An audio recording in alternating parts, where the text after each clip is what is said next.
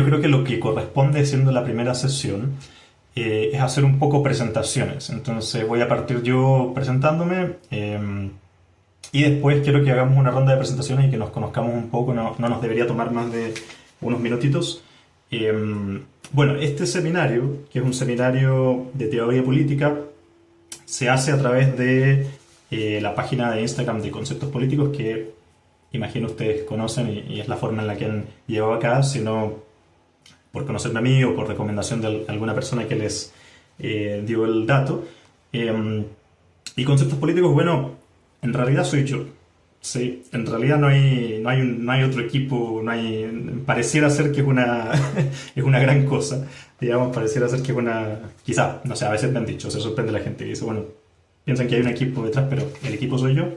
Mi nombre es Sebastián Peredo, soy cientista político de la Universidad Diego Portales, acá en Chile. Soy también magíster en pensamiento contemporáneo, que es un magíster con un subtítulo que es de filosofía y pensamiento político. Y también soy candidato a doctor en filosofía. Y hace poco terminé mi manuscrito de mi tesis doctoral y está en camino hacia la posible defensa, ojalá que se haga pronto. Entonces yo voy a ser un poco el maestro de ceremonias de nuestras sesiones, voy a estar guiando el debate, voy a estar guiando nuestras interacciones, después les voy a explicar un poco más cómo va a ser la estructura del seminario, cómo vamos a ir procediendo pasito a pasito. Pero eso, quería presentarme yo, por si no me conocían. Este es, entonces, oficialmente les presento el seminario permanente de teoría política. La sesión de hoy día lleva el título que ustedes están viendo en la pantalla, que es la teoría política. La idea es que se trate de una sesión introductoria en la que podamos hacernos una idea, ¿no es cierto? Yo les dije que yo entré a ciencia política porque me gustaba la teoría política, me considero a mí mismo también en mi quehacer profesional y académico teórico político, pero la idea es que el objetivo de la clase de hoy día o de la sesión de hoy día es que conversemos y lleguemos a una cierta conclusión respecto de entender qué significa esto de hacer teoría política, investigar teoría política o ser un teórico político. Bien, entonces la idea es que hagamos un paneo general, ¿no? Sobre lo que es la teoría política, cuál es un poco brevemente, vamos a pasearnos un poco por ciertos aspectos medio históricos de la disciplina y vamos a hablar sobre cuáles son algunos de los temas principales de la teoría política en términos de los temas contemporáneos. Si habría que hacer una definición ahora, hay que decir que este seminario va a tocar temas de teoría política, pero temas de teoría política contemporánea. Entonces, quizás nos convendrá en algún minuto hacer referencia a los clásicos, ¿no es cierto? Aristóteles, Platón y otros, o a teóricos políticos más modernos, no sé, como Maquiavelo, Marx, etcétera. Pero en su núcleo, en su núcleo duro, vamos a tratar temas de teoría política contemporánea, ¿sí? Que son, uno podría decir que los de las últimas 5, 6 o 7 décadas, los temas que han estado más vigentes y que los vamos a ir delineando a lo largo de la sesión. Entonces, antes de entrar así como directamente en materia, igual me gustaría que repasemos cuál es la estructura del seminario. Lo que estamos haciendo es, como bien en realidad lo dijo José cuando se estaba presentando, que él tenía este interés por hacer un estudio más sistemático y riguroso de la teoría política. Vamos a hacer justamente eso. O sea, hoy día vamos a partir definiendo en términos disciplinares de qué se trata esto de la teoría política y después vamos a entrar en cuáles son estos temas o los debates más importantes y más recurrentes en términos del quehacer de la teoría política contemporánea. O sea, y por eso tenemos delineado por ahora un cronograma que incluye 7 sesiones, ¿sí? La de hoy es la primera y vamos a ir reuniéndonos semanalmente todos los miércoles a las 7:30 horas hasta las 21 horas, ¿no es cierto? Hasta las 9, que es el horario que tengo yo, que es acá en Chile, ¿sí? Entonces, acá están nuestras sesiones de la 1 a las 7, pero que es la primera parte del seminario, ¿sí? Y después, si esta primera parte del seminario es exitosa, a ustedes les sigue interesando, quieren seguir viniendo, se suma más gente y esto va escalando, la idea es que podamos hacer una segunda parte y ofrecer más sesiones y seguir, por eso el nombre de seminario permanente, ¿no es cierto? Seguir viéndonos todos los miércoles para hablar de teoría política y de estos temas que a todos nos parecen súper interesantes. Entonces, decir que la segunda sesión es sobre John Rawls y la teoría de la justicia, la tercera sesión es sobre Foucault y, y su teoría sobre el poder, la cuarta sesión es sobre Habermas y vamos a hablar ahí de la teoría crítica de Habermas y en específico su forma de concebir o comprender la democracia deliberativa. La quinta es sobre teoría política feminista, ahí vamos a hablar un poco de qué es el feminismo, cuáles son sus aportes a los debates ya existentes y también cuáles son algunas de las corrientes principales dentro del feminismo. Vamos a hablar después del giro lingüístico, que tuvo un impacto importante sobre la teoría política como disciplina, y esto es probablemente de particular interés para quienes ustedes dijeron que se dedican a la sociolingüística. Entonces vamos a hablar ahí un poco de cómo la filosofía del lenguaje influyó sobre la teoría política como disciplina. Y después, en la última sesión, vamos a hablar de la cuestión del pluralismo y la imaginación pluralista. Entonces este es como nuestro mapa hasta el 17 de junio. Y después, cuando ya se acerque esa fecha final, iremos delineando cómo vamos a proseguir. La inspiración de este cronograma está en el Oxford Handbook de Teoría Política, que es el Oxford Handbook of Political Theory.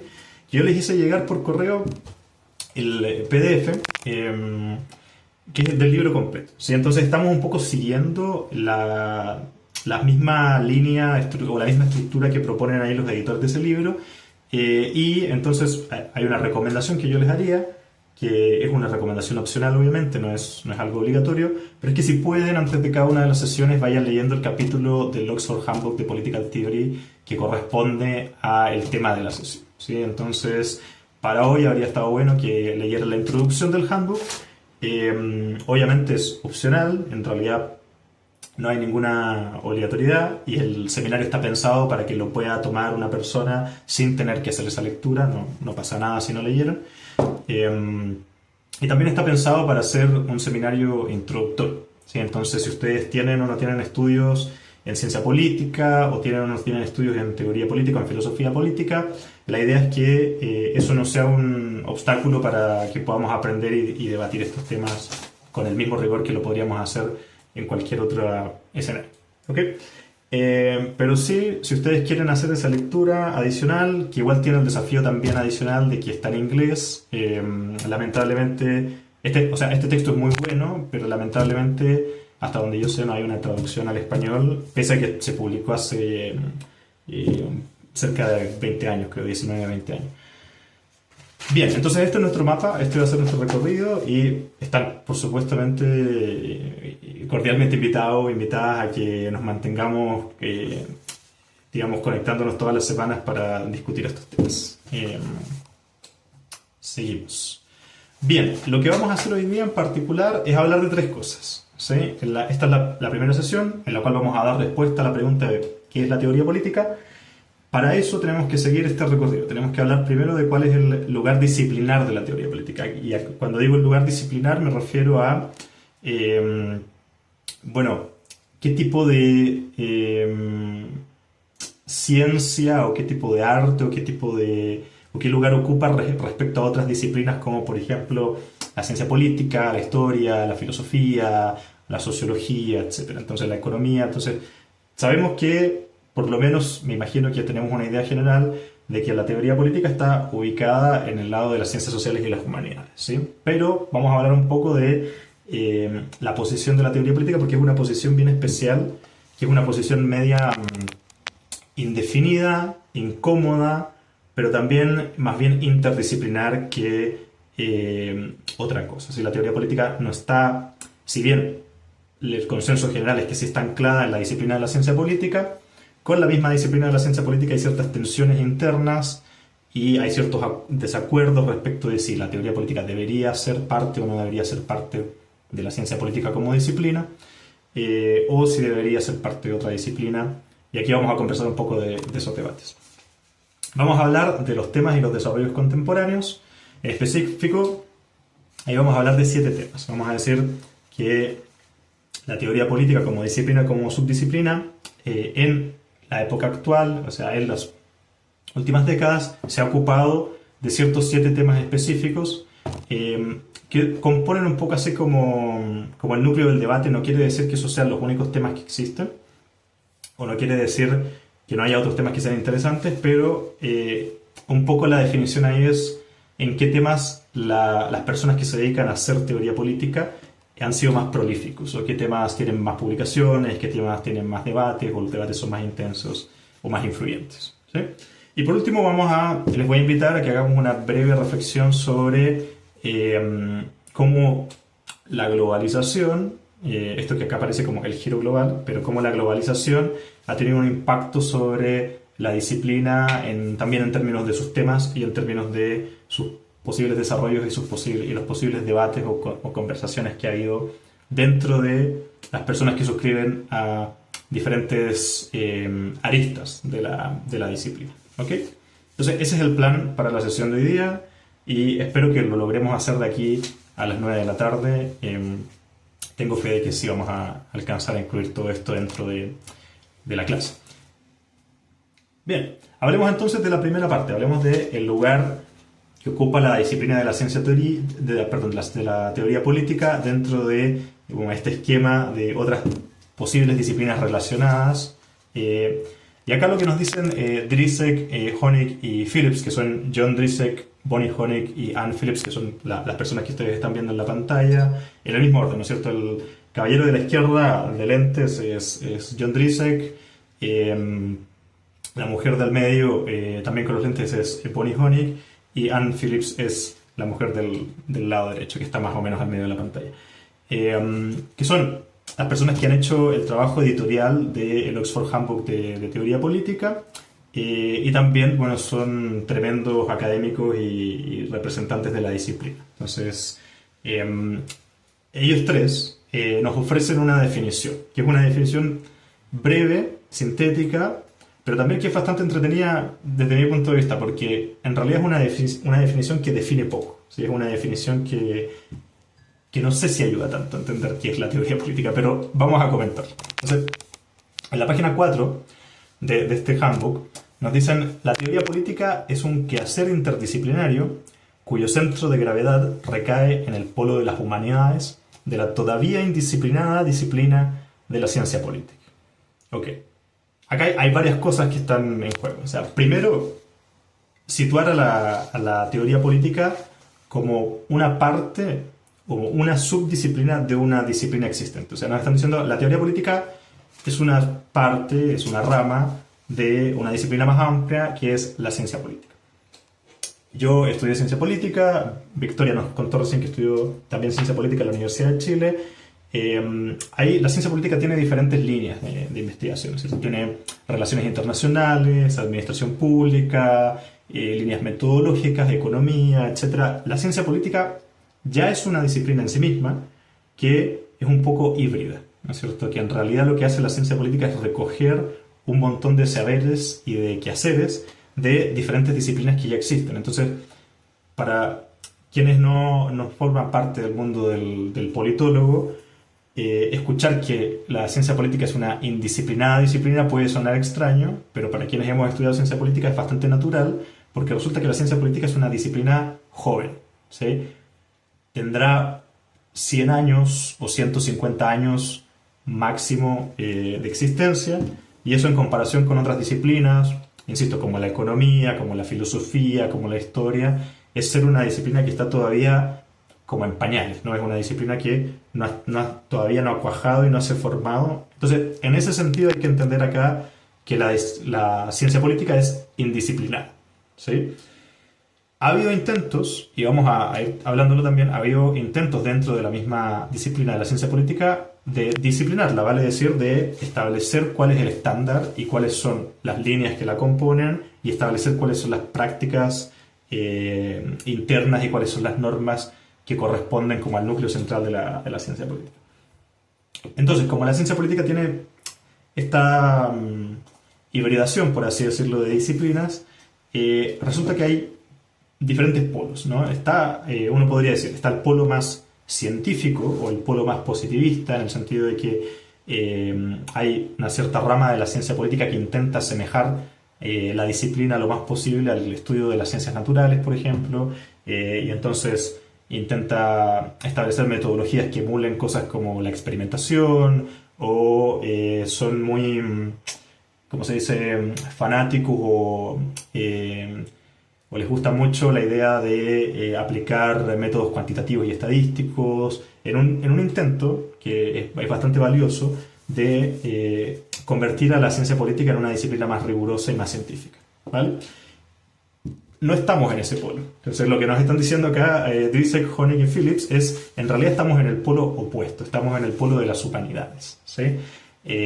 Cuando hablamos de teoría política, ¿sí? Entonces la línea o la subdisciplina de la teoría política dentro de la ciencia política está un poco alejada de esa visión o de ese enfoque que tiende a intentar ser menos interpretativo, más objetivo, menos narrativo quizás y más riguroso, metódico, estandarizado, matemático, científico en términos generales, ¿ok? Entonces así habría que intentar comprender esta breve definición.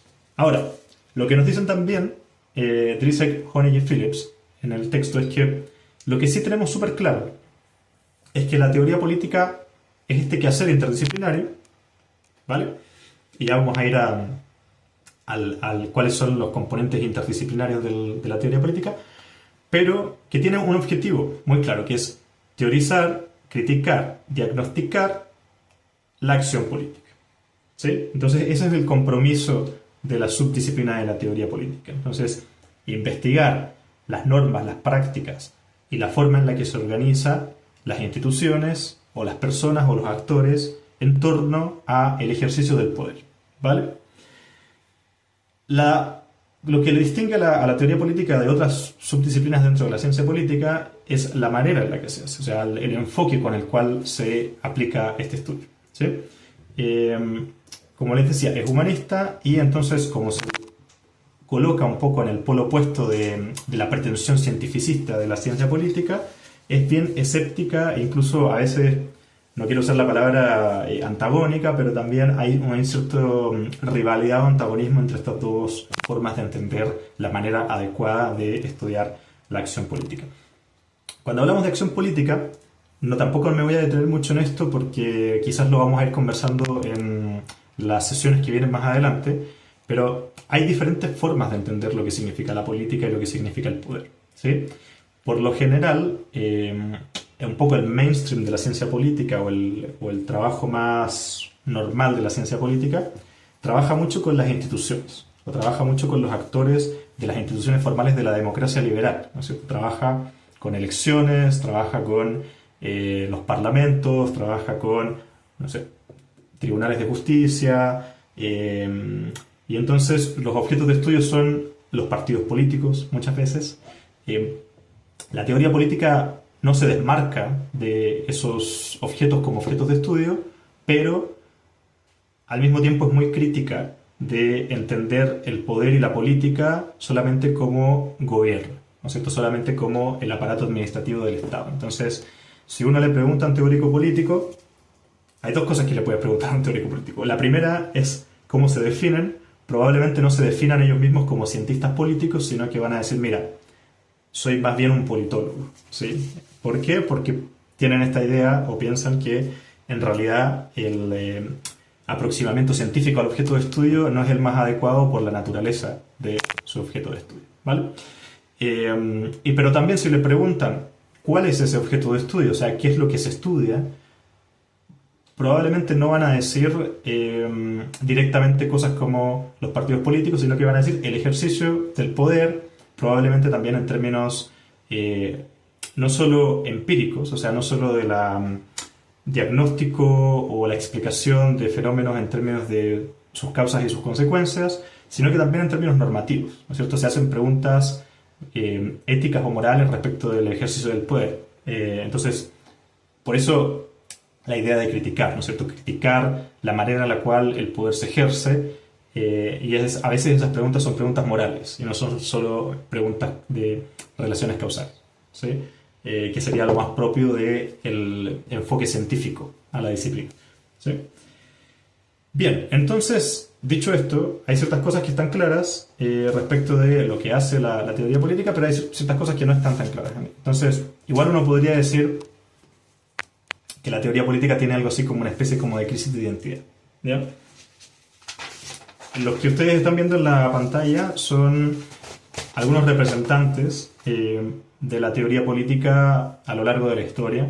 Entonces, solamente por nombrarlos para quienes no lo conozcan, de izquierda a derecha, en la primera fila arriba tenemos a Platón, tenemos a Sófocles, tenemos a Baruch de Spinoza, tenemos a Marie Wollstonecraft, y abajo, en la fila de abajo, tenemos a Hannah Arendt, John Rawls, Michel Foucault y Jürgen Habermas. Los de abajo son teóricos políticos contemporáneos, considerados teóricos políticos contemporáneos. Los de arriba a la izquierda son clásicos, los de arriba a la derecha más modernos, y obviamente son ciertas personas que uno podría decir se han dedicado a hacer teoría política.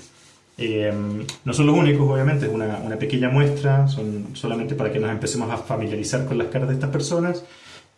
A Rawls, a Foucault y a Habermas lo tenemos planeado que los vamos a estudiar, por lo menos en la primera parte de este seminario. Hannah Arendt tendría que quedar para más adelante. Clásicos y modernos, eso sí, no los vamos a tocar más que de manera indirecta, porque como les decía, el seminario trata más bien sobre la teoría política contemporánea. Una de las preguntas que podrían tener ahora también es un poco, ¿para qué sirve esto de la teoría política? ¿Sí? Hay una crítica típica que se le hace al quehacer teórico político cuando se comprende que tiene esta dimensión más normativa. Muchas veces se dice que el teórico político, la teórica política, investiga la política sin tener los pies parados en la tierra o sin mirar la realidad. Entonces, ¿a qué se refiere, por ejemplo, el cientista político cuando dice esto? Se refiere, por ejemplo, a que no trabaja directamente con datos, no trabaja directamente, ya sean de tipo cualitativo o de tipo cuantitativo. Por lo general, el teórico político trabaja con conceptos, con teorías, con interpretaciones, con narrativas, ¿sí?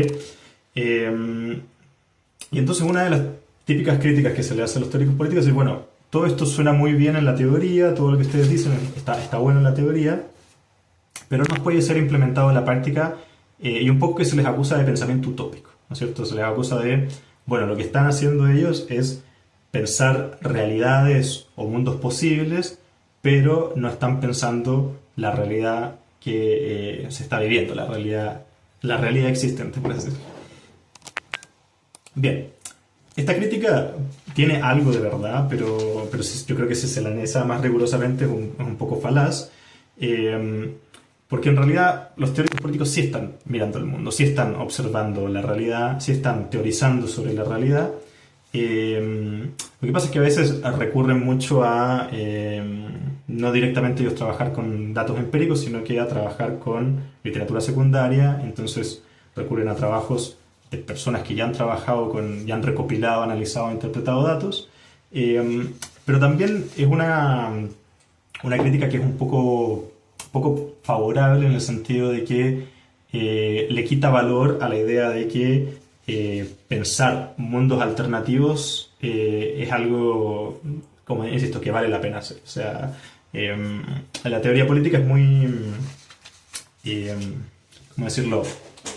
Rescata mucho esta idea de que el pensamiento utópico tiene una cierta utilidad. O sea, pensar posibles alternativas a lo existente nos sirve para también pensar formas en las cuales podemos modificar nuestra realidad para alcanzar estados mejores del mundo, estados mejores de la distribución del poder, estados mejores de órdenes sociales y órdenes económicos, ¿sí? Aquí estoy usando la palabra normativo un poco en contraposición o en oposición a la idea del estudio estrictamente empírico, el estudio, porque acá estoy hablando principalmente del lugar que ocupa la teoría política dentro de la ciencia política. Hay gran parte de la investigación y del trabajo que se hace en ciencia política tiene que ver con la construcción de cierto tipo de teorías, ¿vale? Cierto tipo de teorías que son de explicación causal. ¿A qué me refiero con esto? Cuando se trabajan la construcción y el testeo de hipótesis o de teorías causales. Entonces me refiero a la idea de que, no sé, hay una famosa ley en la ciencia política, que es la ley de la paz democrática, por ejemplo, que dice que los países democráticos por lo general no van a guerra entre ellos. Y esto está comprobado estadísticamente, se puede ver, hay estudios que dicen, bueno, y entonces, no sé, vemos la cantidad de países que son democráticos, vemos cuántas guerras han tenido a lo largo de la historia y observamos que hay una especie de correlación o covariación o un link entre una cosa y la otra. O sea, mientras más democrático es un país, menos probabilidades tiene de ir la guerra y entonces establecemos esta teoría en términos de causa y efecto. Decimos, bueno, la democracia produce paz. ¿Sí? Eso es como un típico trabajo de estudio de la disciplina de la ciencia política, pero ¿a qué nos remite? Nos remite solamente a hechos que son verificables con datos de este carácter, ¿no? Este carácter empírico que significa que los podemos observar en la realidad material y concreta. La teoría política no solo se preocupa de eso, sino que amplía un poco el espectro de qué es lo que corresponde trabajar teóricamente. Y entonces, ¿qué incluye? Incluye además preocupaciones conceptuales, como por ejemplo la definición y construcción de conceptos. Entonces, mucho trabajo. Esto todavía no es lo normativo, pero voy para allá. ¿Sí? Ténganme paciencia. Mucho del trabajo del teórico político es la deliberación sobre conceptos. Entonces, hay muchos libros sobre diferentes concepciones de, por ejemplo, el populismo. ¿Qué es el populismo? ¿Cómo hay que comprenderlo? ¿Qué es y qué no es? ¿No? ¿Qué dimensiones hay que incluir y qué dimensiones hay que excluir de el concepto mismo, la categoría? Entonces, la teoría política sirve para construir tipologías, construir categorías que después nos permiten clasificar los casos. Pero además de eso, hay ciertas discusiones con respecto a el deber ser. Y acá es cuando estamos hablando de normatividad. Normatividad en el sentido de la etimología de la palabra viene de la norma, ¿no es cierto? Que nos remite un poco a una discusión moral o ética. Entonces, ¿qué es lo que debe ser? ¿Qué es lo que no debe ser? La teoría política se ocupa mucho de esta pregunta sobre lo correcto y lo incorrecto en, por ejemplo, la administración y el ejercicio del poder. ¿Sí? Tenemos en la pantalla, al medio de estos tres caballeros, al medio está... no, el de la derecha, perdón, me equivoco. El caballero de la derecha de lentes, el de corbata, es John Rawls. John Rawls en la década de los 70 escribió un libro que se llama La teoría de la justicia. Y la teoría de la justicia, como su nombre lo indica, es un libro que se pregunta por cuáles son las condiciones de distribución de la riqueza social que son aceptables. Entonces, esa es una pregunta de carácter o de índole normativo. Nos está preguntando cómo está distribuida la riqueza en diferentes países y qué efectos tiene que esté distribuida de tal manera. Eso puede ser indirectamente tocado por el libro, pero la pregunta fundamental o nuclear de ese trabajo teórico, que es casi refundacional de la disciplina, es, en términos éticos, ¿qué distribución de la riqueza generada por la sociedad es aceptable? ¿Y cuáles son los criterios que nos permitirían decir está bien distribuir la riqueza de esta manera, ¿no? John Rawls, como les decía, es un buen ejemplo de la influencia de la filosofía sobre la teoría política, porque John Rawls trabaja con, digamos, él mismo está influido por la filosofía ética, la filosofía moral práctica de Kant, pero también la filosofía política de Kant. Y también es una mezcla extraña, porque esto no suele pasar, pero la filosofía que se llama la filosofía analítica. ¿Sí? Entonces, la teoría política conversa o participa de alguna manera de estas tres disciplinas principales, de la ciencia política, de la historia y de la filosofía. Tiene una relación con cada una de estas disciplinas que tienen una influencia sobre el quehacer del teórico político. Entonces, con la ciencia política, que es la disciplina que la comprende, o sea, que es la disciplina en la cual se dice por lo general que la teoría política está incluida o está anclada, no siempre la relación ha sido muy feliz. ¿Sí? Han habido varios intentos a lo largo de la historia de la ciencia política por ponerlo de una manera quizás simple pero digamos yo creo que es realista, de purgar a la ciencia política de la teoría política. ¿Sí? En la década de los 50 se puso muy de moda, o lo que era como el típico trabajo del cientista político era algo que se llama el conductismo. O sea, el conductismo era la investigación sobre el comportamiento humano, que tenía una influencia importante también de la psicología, ¿sí? De la psicología y de estudios también sobre los incentivos sociales, incentivos económicos, para que determinen el comportamiento de las personas. Bien.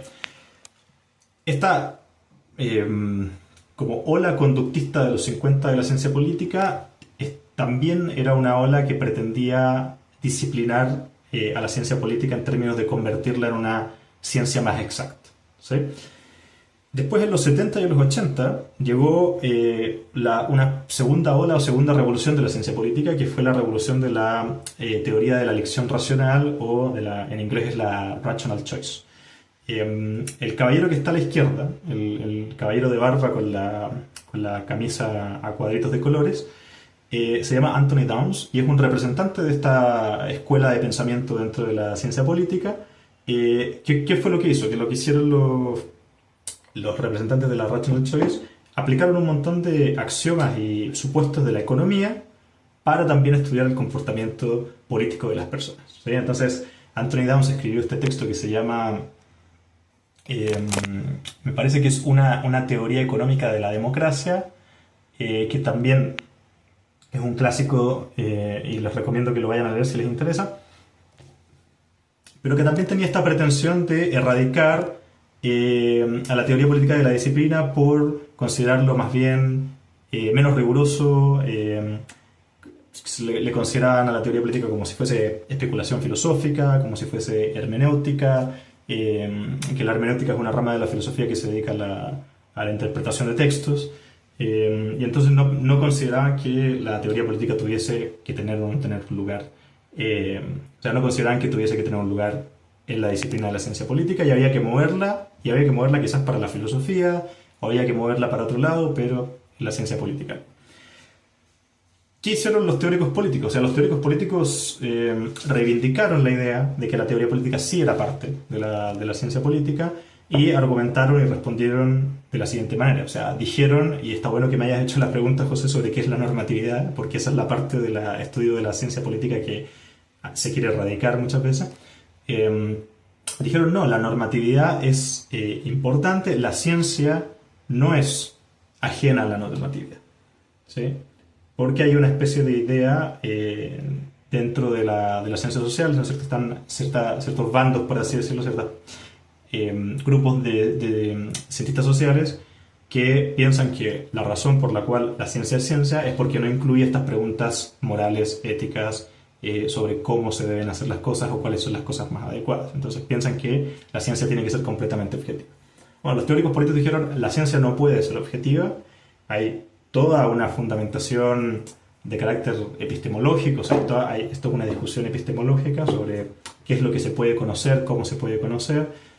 Quizás no vale la pena que entremos ahora mismo en esa discusión, creo que no corresponde, pero dijeron, los teóricos políticos un poco se posicionan en esta idea de que en realidad la objetividad en la ciencia, sobre todo en las ciencias sociales, es un ideal imposible de alcanzar. Entonces hay que reconocer que eso no puede pasar y por lo tanto tenemos que incorporar la discusión normativa dentro de la ciencia. No por eso, dijeron, la teoría política o la ciencia política deja de ser rigurosa. O sea, podemos igual levantar metodologías que nos permitan estudiar este objeto de estudio que es el nuestro, que es el poder, sin incurrir en errores de sesgos ideológicos, por ejemplo, o se puede hacer ciencia normativa igual de manera rigurosa, ¿sí? No son mutuamente excluyentes, ¿ya? Y también se sacaron de encima la acusación de que la teoría política no era empírica. Dijeron, no, sí, la teoría política es empírica, nosotros estamos observando la realidad. Y bueno, acá la situación es esa situación un poco tensa con la ciencia política que les iba contando también en la diapositiva anterior. Entonces, esto es un debate que no está resuelto, ¿vale? Hasta el día de hoy se pelea esto. Y es una pelea real en los departamentos de ciencia política real sobre si, por ejemplo, las mallas de las carreras de ciencia política tienen que tener una línea de teoría política o si tienen que tener los mismos cursos que las otras líneas o no. Entonces es una cotidianidad. Bien, con la historia, la teoría política también tiene una relación.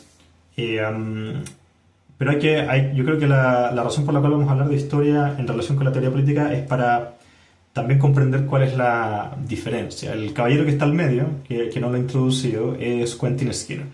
Quentin Skinner es un historiador, ¿sí?, de la escuela de Cambridge, que se dedicó a hacer algo que es muy entretenido, que se llama la historia de las ideas políticas o la historia del pensamiento político. Entonces, lo que dice Quentin Skinner es que no puede comprenderse lo que está haciendo un teórico político. Por ejemplo, él estudia el republicanismo de Maquiavelo, ¿no? Estudia las ideas políticas del Renacimiento, que es una cuestión muy bonita, muy entretenida. Pero nos dice, no podemos abstraer esas ideas, o sea, no podemos tomar esos libros y leerlos en abstracto como si nos hablaran y nos interpelaran a nosotros contemporáneos, sin pensar que esos autores estaban inscritos en una cierta realidad política y social concreta. Y entonces esos textos que escribieron ellos, nosotros no éramos el público objetivo. O sea, no están escritos para nosotros. Nosotros los tomamos y podemos hacer muchas cosas con ellos. Y entonces, un poco la escuela que fundó de pensamiento político Skinner también se le llama el contextualismo. O sea, tenemos que leer a los autores y a los pensadores políticos en su contexto histórico, para poder comprender qué es lo que estaban haciendo al momento que escribían. Entonces ustedes no pueden agarrar El Príncipe de Maquiavelo y leerlo sin comprender un poco cuál es la historia que hay detrás de la producción de ese texto. Pero también, digamos, no se trata de hacer pura historia, sino que se trata de poner la teoría en contexto para comprender bien qué es lo que nos están diciendo los autores. Y entonces esa sería un poco la diferencia entre hacer historia y hacer historia de las ideas políticas, o hacer teoría política en el contexto histórico para comprender bien qué es lo que estamos diciendo, ¿sí? Se trata entonces del estudio del pensamiento político situado, pero también comprender que el pensamiento político, por su naturaleza, es también siempre pensamiento ideológico, ¿sí? Entonces, un poco tenemos que saber cuáles son las disputas ideológicas que están en el debate cotidiano de una sociedad, para poder adecuarnos y comprender bien qué es lo que se está discutiendo, ¿sí? Entonces, Skinner, por ejemplo, advierte ciertas cosas. Dice, no podemos caer en anacronismos, ¿no es cierto? Que este es un ejemplo un poco burdo, pero creo que es un ejemplo que sirve para marcar el punto. Esto no lo dice Skinner, es un ejemplo que voy a dar yo, pero, por ejemplo, no podríamos decir, bueno, vamos a acusar a Aristóteles de no ser feminista, ¿sí? Porque no existían en su época las categorías conceptuales y las teorías del feminismo contemporáneo como lo entendemos ahora. Y entonces sería anacrónico o no al lugar la idea de decir, bueno, vamos a poder juzgar con estas categorías el pensamiento de alguien que escribió, trabajó y pensó en el siglo IV antes de Cristo, ¿sí? Porque los problemas políticos de la época, las ideologías de la época y las categorías de pensamiento político de la época no daban espacio a que existiera esa posible... No dan espacio a que nosotros podamos hacer ese posible juicio respecto de el pensamiento de un autor. Bueno, y por último está la cuestión de la filosofía y la relación de la teoría política con la filosofía. Acá a mí me toca personalmente, porque yo soy cientista político, soy filósofo y me considero teórico político, entonces estoy un poco ahí con un pie en un lado y un pie en el otro. Personalmente, a mí me parece que entre la filosofía política y la teoría política no hay una gran distancia, ¿sí? Son dos cosas que están bien cerca la una de la otra. Habrá personas que piensen diferente, habrá personas que piensen, no, son dos cosas claramente distintas. Como les decía, John Rawls en la década de los 70 escribió este libro de la teoría de la justicia, inspirado en la filosofía de Kant, inspirado en la filosofía analítica, y un poco revivió a la teoría política, que estaba en esa época estaba de capa caída por estos constantes ataques de los 50 y de los 70, de los conductistas primero y después de la escuela de la teoría de la elección racional, y trajo de nuevo al lugar, a colación, este debate sobre cuestiones como la justicia, como la igualdad, como la libertad, y cómo estos se incorporan en nuestra concepción de la democracia, cómo es la democracia y cómo debería ser la democracia, ¿okay? John Rawls es un autor liberal, pero es un autor que pertenece a una corriente del liberalismo que podríamos llamar más igualitaria, y entonces está preocupado de cómo construir sociedades que sean liberales, que sean pluralistas y que sean lo menos desiguales posible. Sigamos entonces hacia los temas y los desarrollos contemporáneos. Estos son 7 temas de la teoría política contemporánea. La razón por la cual tenemos a mano izquierda el liberalismo separado de todos los demás es la siguiente. Es porque hasta hace poco, digamos, recuerden que estamos hablando del Oxford Handbook de Political Theory, que se publicó en el 2006, entonces Driscoll, Honig y Phillips no están tan actualizados como nosotros, que vivimos en 20 años después.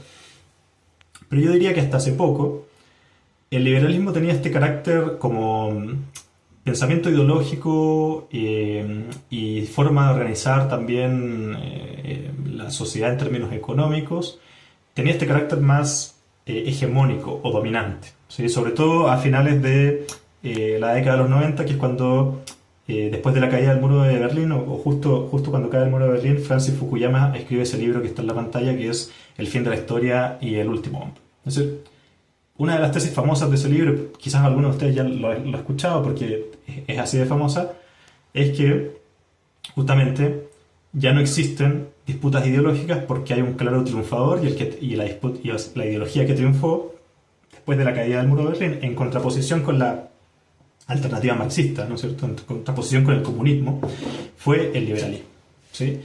Un tipo de liberalismo muy particular, que es la democracia liberal representativa, y los valores de los derechos individuales y la consagración, por ejemplo, de los derechos humanos en la Declaración de Derechos Humanos, ¿sí? Entonces, está ese escenario, ¿sí? Está el escenario de fin de la década de los 90, en el cual se proclama el liberalismo como algo así como el claro ganador de la disputa ideológica, y todo lo que ha sido Quizás esta afirmación es muy categórica, pero la mayor parte del trabajo de la teoría política ha girado en torno al desarrollo del liberalismo o a la crítica del liberalismo, ¿ok? Así de predominante ha sido, y por eso lo tenemos ahí como en una categoría aparte, ¿sí? Entonces, el liberalismo alcanza esta prominencia y en su núcleo nos remite a ciertas ideas que, por ejemplo, compartía Anthony Downs cuando yo hablé de él como representante de la escuela de la Rational Choice, como las ideas, por ejemplo, de que hay una cierta naturaleza de los individuos que es una naturaleza orientada al interés propio, ¿sí? Y también el liberalismo sostiene la idea de que quiénes son los mejores jueces para determinar qué es lo que más me conviene a mí como persona, como individuo, o sea, qué es lo que mejor satisface mi interés propio, somos nosotros mismos, ¿sí? En contraposición, por ejemplo, a ideas alternativas como que es posible administrar algo así como un bienestar común por medio de una estructura más centralizada, ¿no es cierto? O una especie de imposición externa.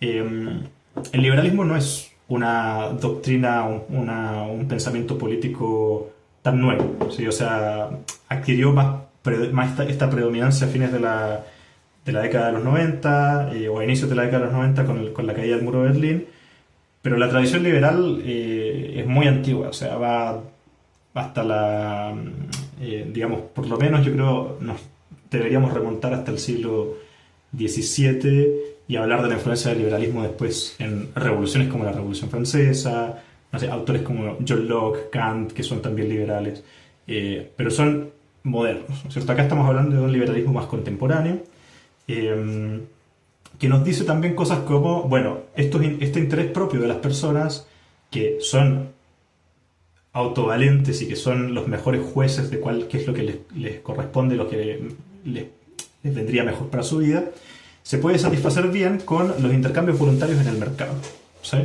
Y entonces hay una idea, también una tendencia en el liberalismo a pensar que que es el famoso laissez-faire, que es la idea de que hay que dejar que la gente haga lo que crea o estime conveniente que es mejor para ellos mismos, y dejando que eso suceda de forma espontánea se va a generar un cierto estado, un orden social, un cierto estado de las cosas que va a tender hacia el bienestar general de la población, pero no de una manera guiada, sino que de una manera más, como insisto, automática o espontánea.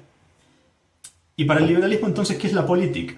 Que es una pregunta que nos podríamos hacer escuchando estas definiciones o estos lineamientos generales. Para el liberalismo, la política aparece cuando falla el mercado, en términos generales. O sea, la política es,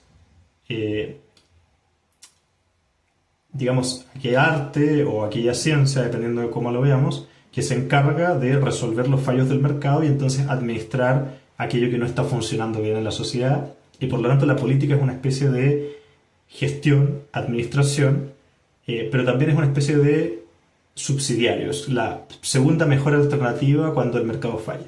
¿Ok?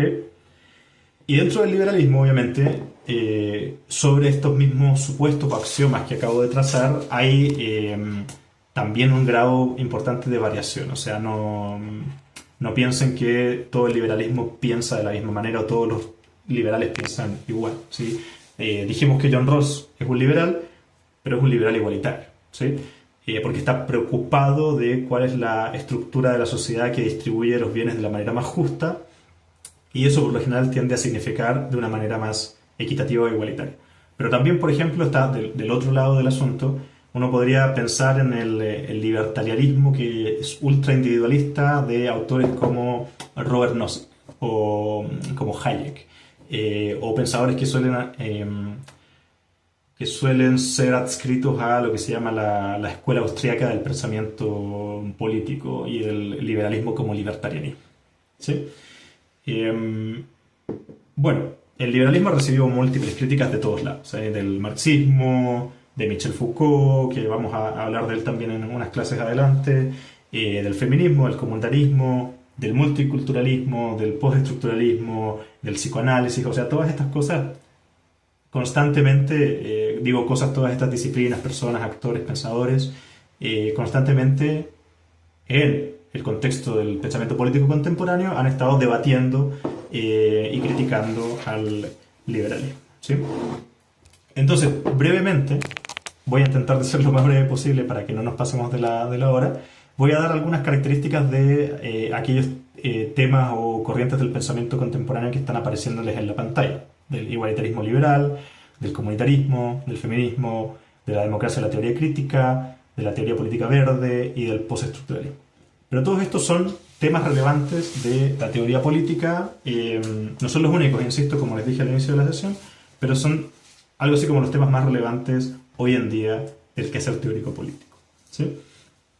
Entonces, frente a la posición dominante del liberalismo, aparece una crítica interna, que es la crítica, esta crítica rawlsiana.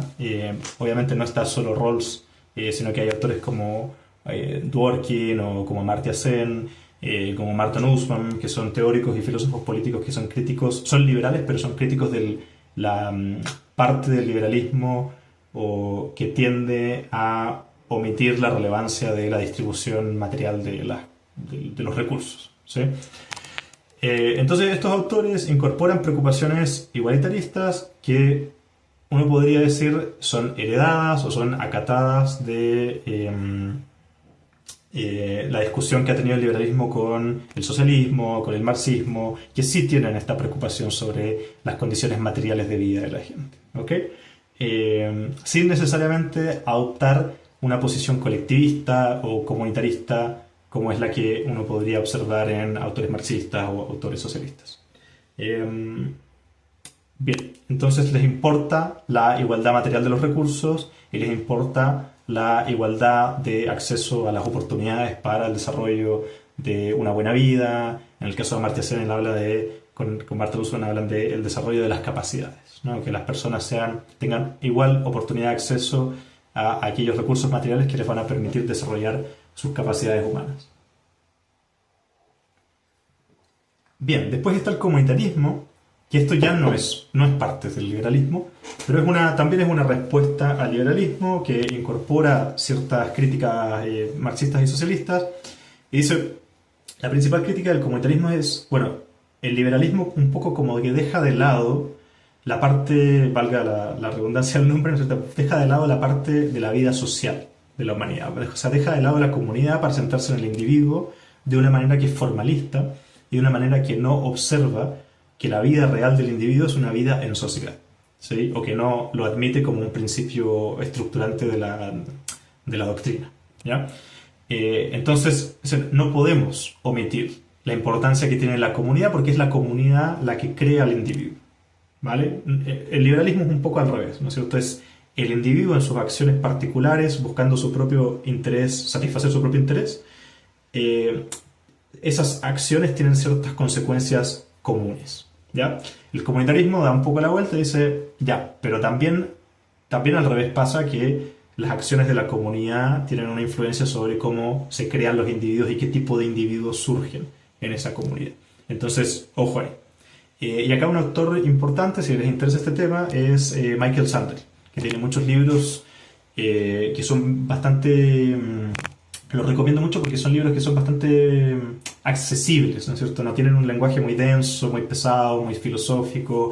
Michael Sandel ocupa muchos ejemplos didácticos y es muy pedagógico en su escritura, entonces cualquier libro de él está bueno. Creo que tiene uno que se llama Lo que el dinero no puede comprar, que también es como tiene varios de los supuestos nucleares de la visión comunitaria. Bien, después tenemos el feminismo.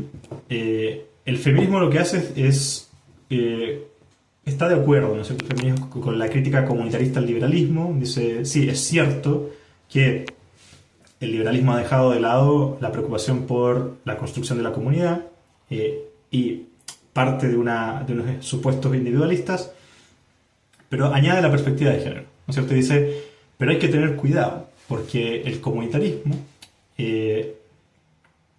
dándole tanto énfasis o tanta importancia a la influencia de la sociedad sobre el individuo, o dándole tanto poder al grupo sobre el individuo, puede caer existe cierto peligro, cierta tendencia que caiga en ciertas posiciones que defiendan un autoritarismo o una cierta forma de comunitarismo que beneficia más al hombre que a la mujer, porque el hombre ocupa una posición jerárquicamente superior dentro de esa comunidad. Entonces dicen, bueno, comunitarismo quizás sí, pero no omitamos pensar que dentro de las comunidades existen también diferencias de género respecto de qué lugar ocupan los hombres y las mujeres en un orden jerárquico, ¿sí? Entonces añaden un poco esa nota a pie de página, que es una cuestión muy importante, y digamos van añadiendo otras críticas relevantes al liberalismo, como por ejemplo,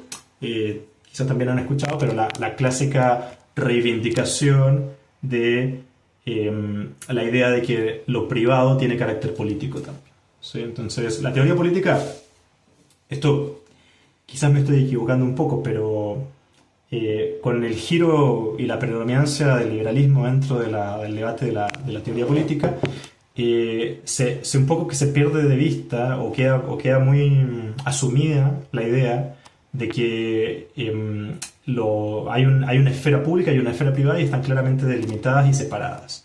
Y lo privado no tiene influencia sobre lo público y lo público no debería tener influencia sobre lo privado. Esto es parte importante de la doctrina liberal porque el liberalismo se opone mucho a la idea de que el gobierno interfiera arbitrariamente sobre la vida privada de cada persona, ¿sí? Pero el feminismo dice no, en realidad ambas cosas están ampliamente imbricadas, o sea, una cosa, lo público tiene sí siempre influencia sobre lo privado sí tiene influencia sobre lo público, y entonces hacer como que existen estas barreras invisibles entre una esfera y la otra es contraproducente y no nos ayuda a pensar el ejercicio del poder. Entonces habría que asumir que esa distinción tan clara entre una cosa y la otra realmente no existe, ¿sí? Bien, texto que puedo recomendar para iniciarse en lecturas de feminismo es el contrato sexual de Carol Pateman, por ejemplo, que es una crítica a los pensadores del contrato social como Jean-Jacques Rousseau, Hobbes, Locke también, incluso Kant, ¿no es cierto? Bien, sobre democracia y teoría crítica, acá recuerden, estamos hablando un poco también de respuestas o reacciones al liberalismo. Entonces, ha habido ciertas construcciones de pensamientos alternativos a la democracia liberal representativa. Dicen, por una parte hay actualmente una especie de movimiento teórico neorepublicano, en el sentido antiguo de la palabra, ¿no? En el sentido de retomar los principios y los valores del republicanismo, por ejemplo, de la República de Roma, ¿no es cierto? Y entonces estos autores leen mucho Maquiavelo.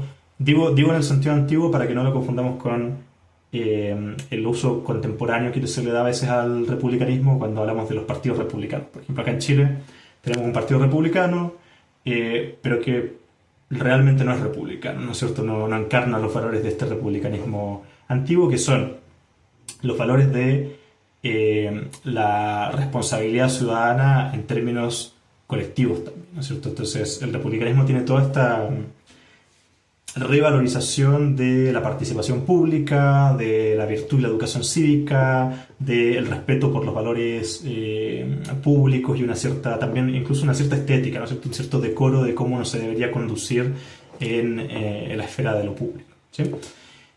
También frente a los modelos más agregativos de preferencias como los que defiende la democracia representativa, es decir, vamos cada 4 años a votar y eso es suficiente para manifestar nuestras posiciones y nuestras opiniones políticas, aparece la corriente del pensamiento de la democracia deliberativa. Dice, no, eso no es suficiente, en realidad lo que hay que hacer es, valga la redundancia del nombre, deliberar. Tenemos que construir instancias de participación ciudadana que no se limiten solo a manifestar una voluntad sobre un ítem en particular cada cierto tiempo, que podría ser la elección de un representante o un plebiscito, sino que eso sí es importante, pero también hay que añadir instancias de participación en la cual los ciudadanos sean capaces de esgrimir argumentos y pensar colectivamente y debatir y disputar y pelearse si es necesario en el espacio público. ¿Por qué? Porque están tratando cosas que competen a la comunidad en general, ¿sí?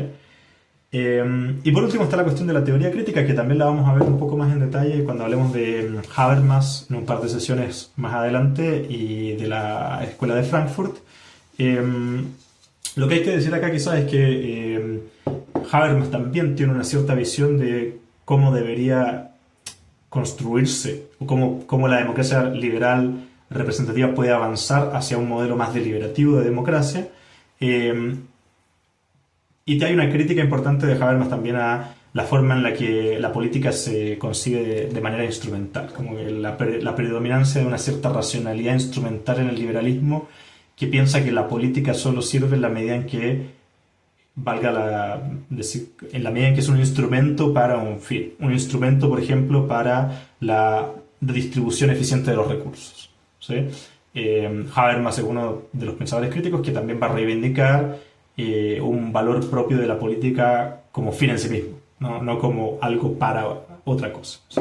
Los teóricos políticos por lo general suelen hacer ese movimiento, dicen, hay que dejar de pensar que la política es la gestión, la administración y el Estado y que sirve para algo, sí sirve, pero también la política es algo que hacemos los seres humanos porque es parte de nuestra naturaleza y lo hacemos sirva o no sirva, ¿sí? Que es una posición que conversa bien con Hannah Arendt, por ejemplo. Bien, está la teoría política verde. La teoría política verde, en términos muy sucintos y sencillos, es una teoría política que critica la articulación del liberalismo con el capitalismo. Es una teoría política crítica de la destrucción del medio ambiente que está causando la orden social capitalista, que es un orden social, político y económico. Y después está el postestructuralismo, que también de él vamos a conversar más en profundidad en una sesión posterior, que es una de las últimas sesiones. Del postestructuralismo pasa algo similar que pasa con a mí por lo menos me pasa, que pasa con definir cosas como la filosofía analítica, la filosofía continental.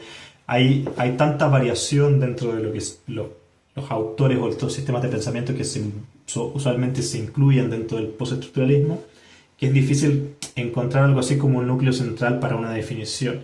Pero sí habría que decir que el postestructuralismo es una corriente dentro de la subdisciplina de la teoría política que es crítica o es escéptica respecto de las grandes narrativas, ¿no?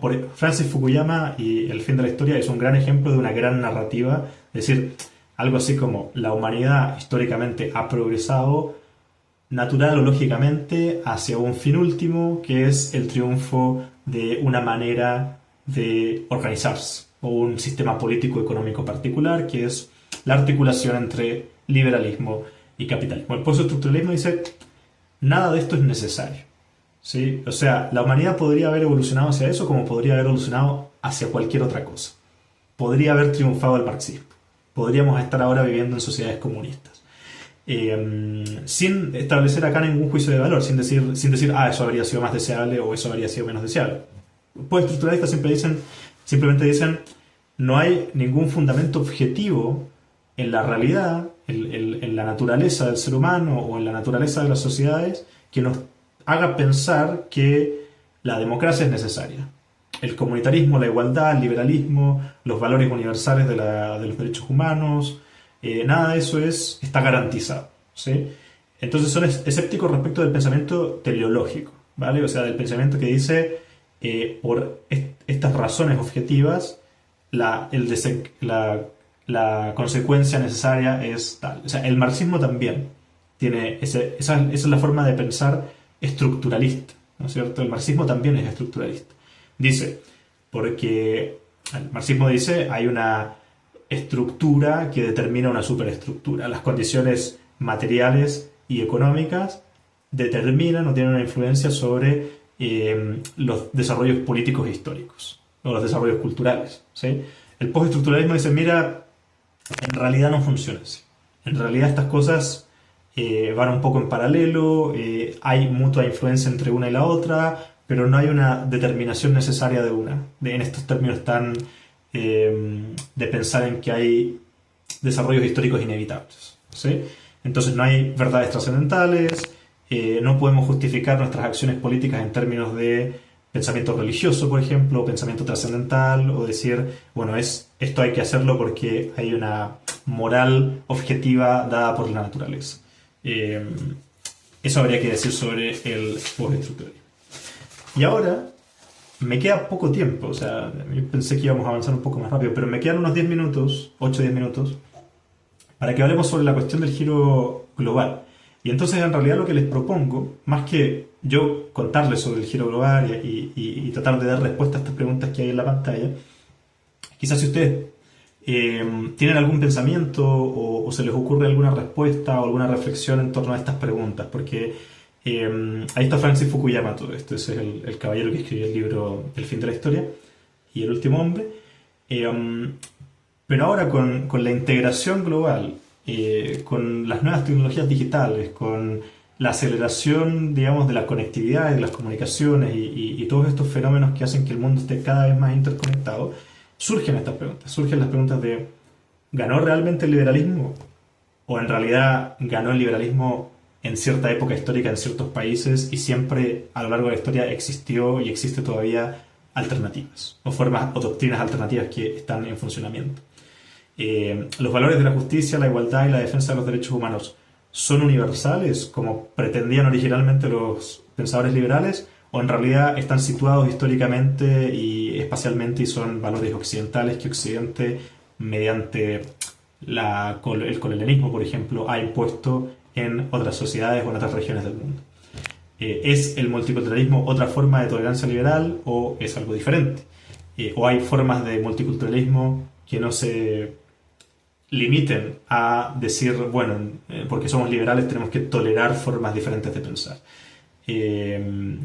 Y por último, si es la hegemonía teórica de Occidente legítima. O sea, también esto es un poco una reflexión, una meta-reflexión sobre la misma disciplina de la teoría política, porque la mayor parte de la teoría política que nosotros vamos a conversar a lo largo de este seminario es teoría política occidental, ¿sí? Entonces habría que preguntarse si este posicionamiento que estamos haciendo de una forma casi automática está justificado. O sea, ¿por qué cuando hablamos de teoría política recurrimos solo al pensamiento occidental y omitimos otras corrientes de pensamiento?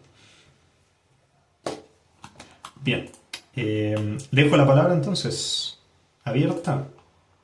Voy a dejar de compartir. Cuéntenme si tienen alguna idea o algún pensamiento. Estamos ya en la hora igual y no les quiero quitar mucho tiempo, pero sí dejarlos y dejarlas cordialmente invitados a la siguiente sesión, que es la próxima semana, el miércoles a la misma hora, en el mismo canal. Vamos a hablar de John Rawls y la teoría de la justicia y cómo esa publicación de ese libro marca algo así como un antes y un después dentro de la disciplina misma de la teoría política. Así que, oye, les agradezco un montón su compromiso con el seminario, estoy encantado de tenerles y feliz de verles también. Así que nos seguiremos viendo.